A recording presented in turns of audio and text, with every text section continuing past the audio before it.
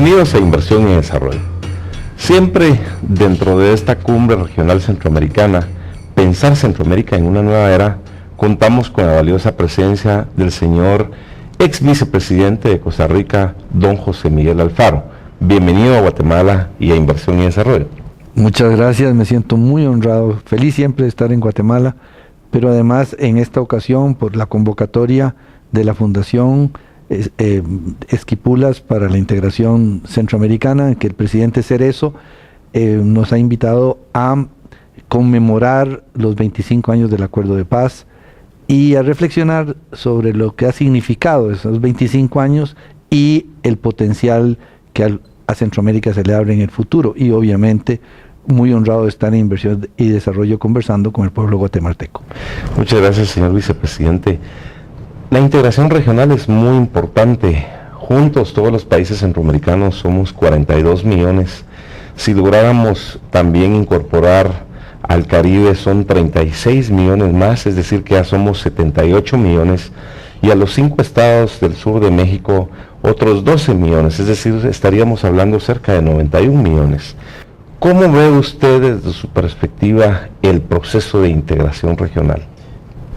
Esquipulas 1 y sobre todo Esquipulas 2 abren un proceso de paz duradera en la región en un momento en que había una cuenta regresiva para la globalización en toda la región del conflicto armado, en donde Centroamérica era pasto de los intereses de las dos superpotencias de la Guerra Fría, y los presidentes Cerezo de Guatemala, Duarte de El Salvador, Azcona de Honduras, Ortega de Nicaragua y Arias de Costa Rica, interpretan el más profundo anhelo del pueblo centroamericano, que es vivir en paz, libertad y democracia.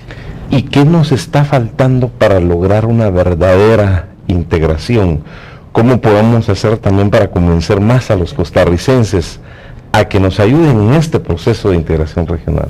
Yo diría que hay que convencer a los guatemaltecos y a los salvadoreños y a los hondureños y a los nicaragüenses y a los costarricenses de cumplir lo que se ha firmado, porque Costa Rica forma parte de todos los organismos regionales excepto el Parlacen y la Corte. Y la razón por la que no estamos en la Corte es porque hay un articulito por ahí que dice que la Corte puede intervenir en asuntos internos entre los poderes del país. Y yo preguntaría si Guatemala aceptaría eso, o lo aceptaría Honduras. En estos momentos El Salvador está en un serio problema por haber dado pie para que la Corte se meta a anular una sentencia de la Corte Constitucional salvadoreña. En todo caso, debemos de ver qué es lo que más nos une y qué es lo que nos está separando para resolver ese tipo de problemas y lograr las mejores decisiones. Yo diría, habiendo tenido la oportunidad de estar en muchas de las zonas fronterizas de Centroamérica, que entre nuestros pueblos hay vasos comunicantes, que lo que nos separa son intereses propios de grupos de poder que creen que les va mejor aislados que integrados, que el proceso de integración centroamericana nunca se va a completar, como nunca se completa el proceso de desarrollo de una persona hasta que se muere.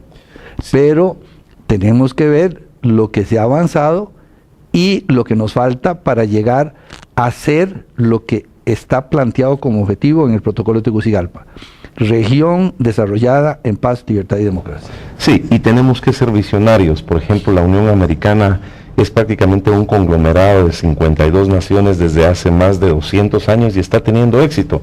Y la Unión Europea, que ya contempla 27 países y más de 500 millones de habitantes, donde definitivamente tendrán sus problemas, pero también están avanzando, y el verdadero reto es la integración. Mire, claro que esa visión está desde la época de la independencia y hemos avanzado mucho. Mire, en estos momentos, junto con la Unión Europea, somos los mejores ejemplos de cooperación y de integración de países en el mundo entero. Y quiero decirle una cosa: nosotros aquí estamos inmersos en nuestros problemas, pero si uno se pone en un satélite y trata de ver las realidades de arriba, ¿qué otra región del mundo tiene la capacidad demostrada de Centroamérica para resolver sus problemas a través del diálogo? ¿Qué otra? Así, Medio Oriente, Sudeste Asiático, África, la misma Europa en estos momentos está en una crisis sumamente grave. Sí, por eso decíamos, tenemos que ver qué es lo que más nos une y tratar los temas que nos están dividiendo. El desarrollo de Costa Rica ha sido un gran ejemplo. ¿Cuáles han sido las bases o los pilares o sectores que han ayudado a su desarrollo? Mire, Costa Rica nació, es decir, se organizó a raíz de la Declaración de la Independencia mediante un tratado que se llama el Pacto de Concordia, nuestra primera constitución, que fue un pacto entre las ciudades que conformaban el país para desarrollarnos en paz. Y desde ese primer momento, el norte ha sido un concepto que yo llamaría de un humanismo costarricense que se basa en ciertos pilares. El respeto a la dignidad del ser humano y del derecho que tiene el ser humano a tener una calidad de vida, la educación como pilar fundamental del desarrollo, en la organización de una economía libre en donde se permite y se propicia que la gente sola o en organizaciones de distintas, ahí coexisten cooperativas con sociedades anónimas, etcétera, pueda tener un desarrollo sustentable económico de tipo. Luego nosotros optamos por el régimen de derecho desde el inicio. Las dictaduras que hemos tenido curiosamente han sido como paréntesis que a la larga, al terminar, venía un refuerzo de la institucionalidad y también una tradición fuertemente asentada en los postulados básicos del humanismo cristiano, que en Costa Rica tienen una especial connotación por haber sido evangelizados por franciscanos y por la tradición de esa especial relación con la Virgen de los Ángeles, que vino a crear un concepto de nacionalidad basado en la tolerancia y en la coexistencia de personas de distintas razas, etcétera. Vamos a un corte y luego continuamos con inversión y desarrollo.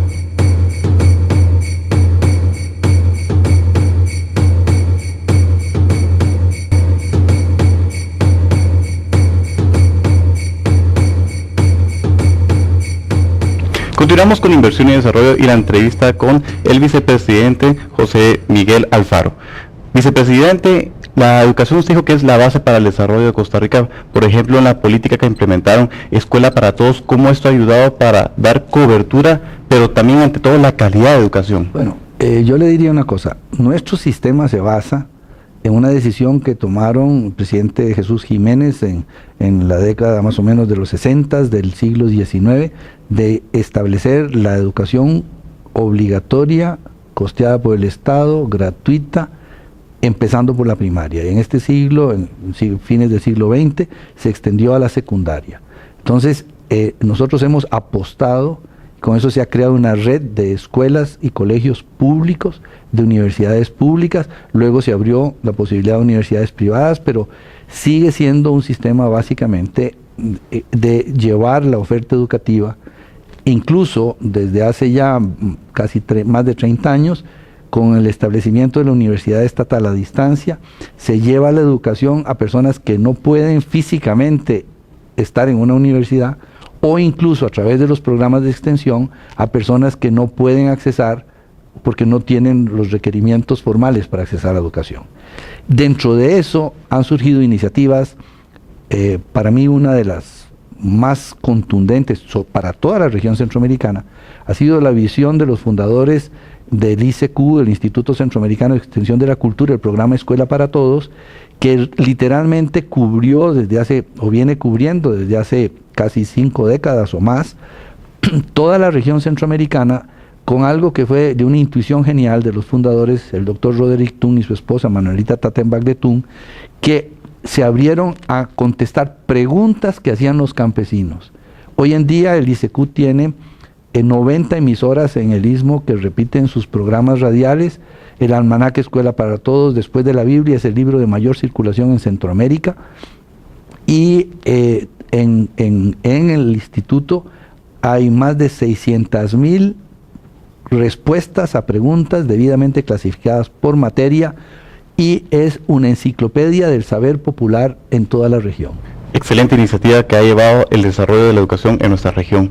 La infraestructura juega un papel fundamental. ¿Qué daría a muchos bloques de países poder tener el mercado más grande del mundo, que es Estados Unidos, o tener acceso hasta Sudamérica? Pero nosotros tenemos esa ventaja, pero tenemos que desarrollar nuestra infraestructura, por ejemplo, el tema de puertos, aeropuertos, puertos marítimos. ¿Qué debemos hacer como región para implementar esta estrategia? Mire, para mí, desde el punto de vista de infraestructura regional, tenemos que abrir el horizonte. Luis me decía, tenemos que pensar en grande. Para mí, Centroamérica tiene que desarrollarse como el centro del comercio mundial, de norte a sur y de este a oeste. Y para eso, implementar un proyecto muy ambicioso de interconexión ferroviaria y por carretera entre América del Norte y América del Sur, y además, no solo el Canal de Panamá, sino vías transversales que permitan fluir el comercio de este a oeste y de oeste a este. Eso sería como decir la gran tarea en donde debiéramos invitar al mundo a que traigan su tecnología y su capital y poner nosotros lo más valioso que tenemos, que es nuestra gente, a trabajar en eso y nuestros recursos naturales para que generar la energía eléctrica que se va a necesitar. Esa red no solo debiera ser de transporte de mercancía y pasajeros, sino que también debiera ser una gigantesca y muy capilarizada conexión por la más moderna tecnología de banda ancha para también estar comunicados en el reino o en el campo de la información. Imagínense los beneficios de la tecnología. Ahora, vicepresidente, usted habló de energía. Una energía renovable es definitivamente amigable con el medio ambiente, sus costos son más accesibles. ¿Qué política han seguido para el desarrollo de las hidroeléctricas, de las plantas geotérmicas y tener un balance energético positivo para dar la energía que significa desarrollo, particularmente al área rural, además de las áreas urbanas?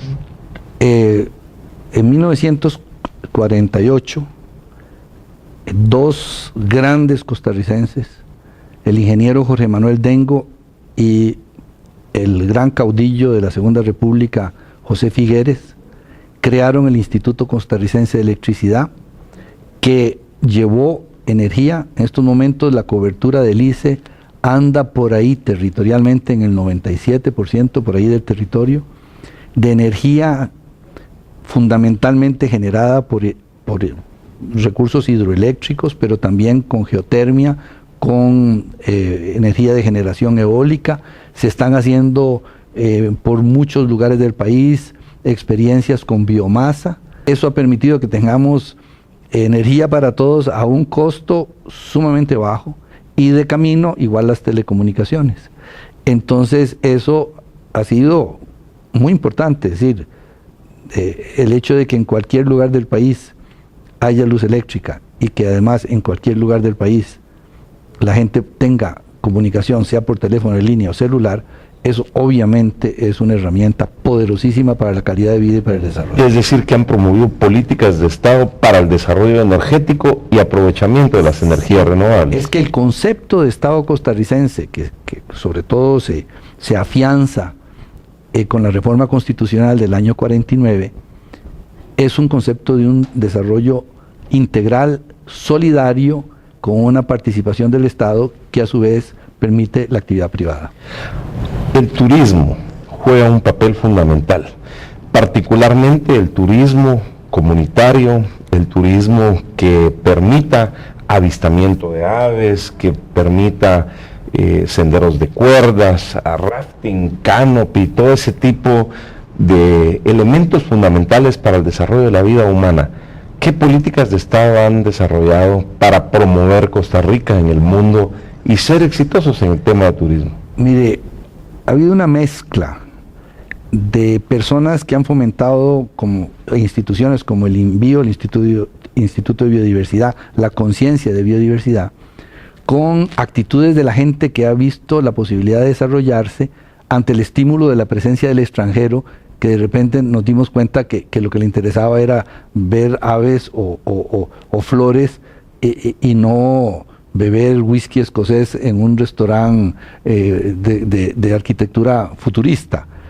Y además el Estado promoviendo cosas como asociaciones de apoyo al turismo rural. El turismo en Costa Rica en estos momentos es el principal factor de ingreso de divisas, pero dentro de la actividad turística, el crecimiento del turismo rural comunitario excede en porcentaje a cualquier crecimiento de cualquier otro sector de la economía. Yo me atrevería a decir en estos momentos, casi lo apostaría, que no hay distrito. Nosotros tenemos 81 cantones y 460 y algo distritos.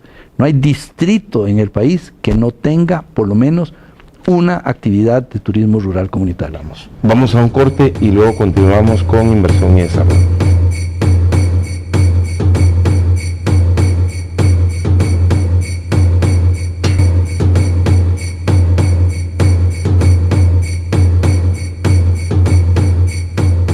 Continuamos con inversión y desarrollo y la entrevista con el vicepresidente José Miguel Alfaro. Vicepresidente, el desarrollo rural es muy importante para las áreas de nuestra región. Entonces, ¿cómo el programa ECADERT ayuda al desarrollo de estas regiones? Para mí el ECADERT, desde la Estrategia Centroamericana de Desarrollo Rural Territorial, es una política a desarrollar entre el 2010 y el 2030, que mandatada por la reunión de presidentes, la coordina el Consejo Agropecuario Centroamericano, que es el Consejo de Ministros de Agricultura del Sistema de la Integración, y es un concepto realmente integral que abarca todos los planos del desarrollo humano y del desarrollo económico y social en base territorial. ¿Por qué en base territorial? Porque nuestra región, la división administrativa es caprichosa y casuística, pero nosotros estamos unidos por las cuencas de los ríos y por las zonas costeras y por los valles y nos comunicamos a través de las montañas. Entonces no se puede hablar de un desarrollo rural, de un desarrollo que abarque solamente un lado de un río. Es que es de lógica, ¿verdad?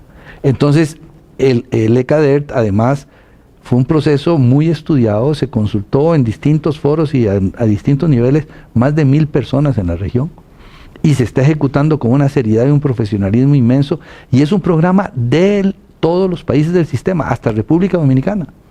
¿Y qué es lo que busca? Que administremos bien nuestros recursos naturales, que esa producción, que algunos todavía llaman primaria, tenga valor agregado, integración vertical, y que sea el sustento de la producción de riqueza en base a las oportunidades que personas, familias y comunidades tienen de resolver sus necesidades y de aportar a través del comercio a la actividad económica. Esto coexiste con la inversión extranjera, que normalmente viene a grandes proyectos, pero la inversión extranjera tiene que ser un ingrediente, pero no el factor principal, porque también hemos tenido en la región experiencias muy duras con la inversión extranjera. Por ejemplo, maquilas que sale la gente el sábado y cuando llega el lunes se encuentra un candado y se desapareció la maquila. Son como aves de paso. O empresas muy fuertes que cuando encuentran condiciones económicas mejores en otras zonas del mundo simplemente se van. Por eso es muy importante fortalecer la competitividad en la región. Ahora, en la parte usted mencionó de atracción de inversiones, ¿qué debemos de hacer como bloque para ser más atractivo para la atracción de inversiones? Para mí, el factor más importante es calidad de vida de la gente, paz y seguridad jurídica. Y para hacer eso, todos, incluyéndome yo como costarricense y como especialista en la materia, lo primero que tenemos que hacer es velar porque se cumpla lo que se ha firmado. Si se cumplieran los postulados que están en los tratados de integración, estaríamos subiendo en un proceso de gran calidad de desarrollo.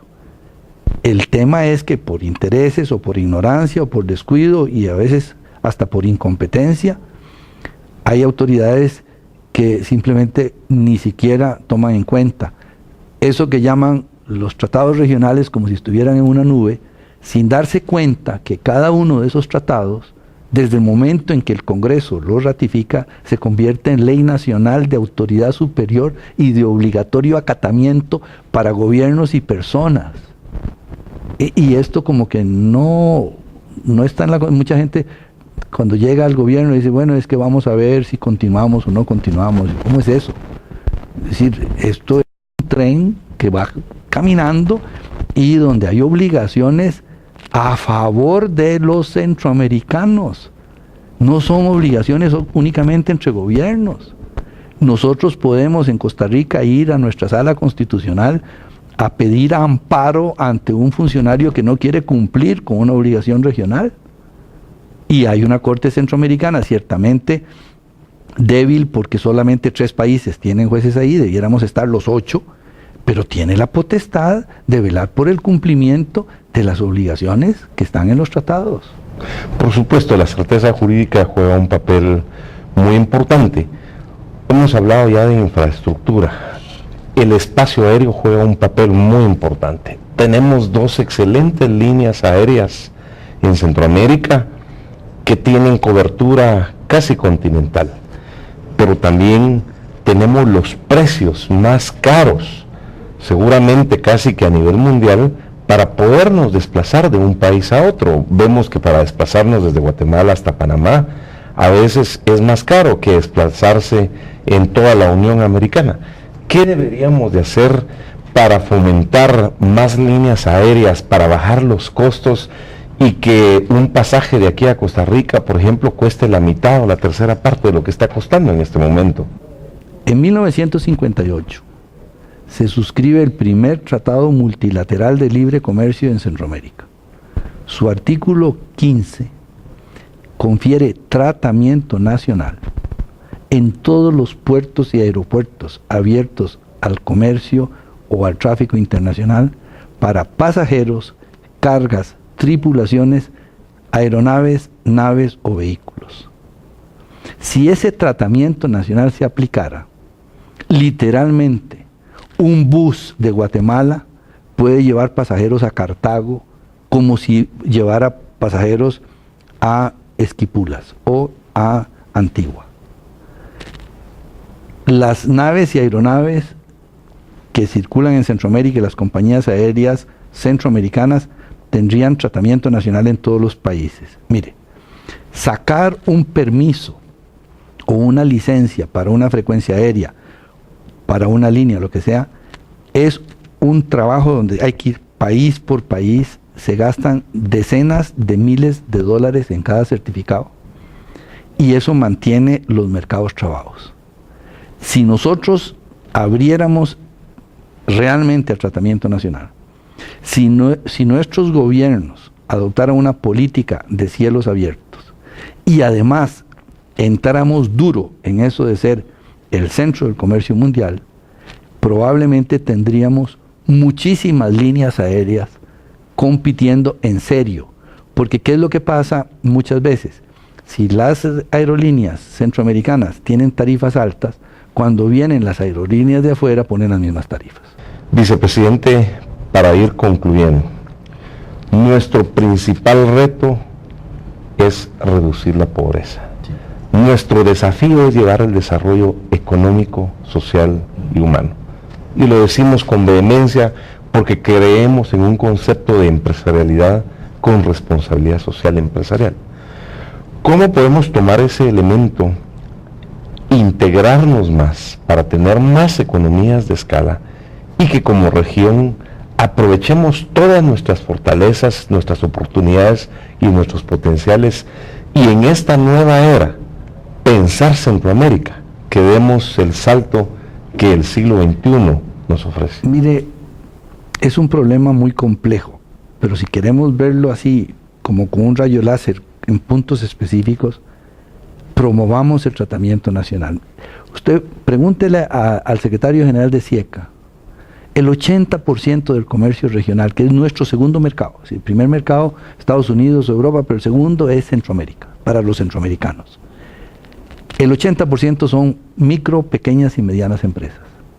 Pero para que un empresario guatemalteco pequeño pueda vender sus productos en Costa Rica, ahora en Panamá o en Nicaragua, tiene que pasar por una serie de procedimientos y cosas que lo hace virtualmente imposible, porque para vender $1 tiene que invertir miles de dólares para llegar a ese dólar. Si tuviéramos tratamiento nacional, yo estoy seguro que centenares de pequeños y medianos empresarios estarían traficando, sobre todo en las zonas fronterizas. Ese es un primer punto, tratamiento nacional. Otro tan importante como este es educación. Usted va al sistema de empresas de crédito comunal, banquitos comunales que están floreciendo en muchos lados del Río.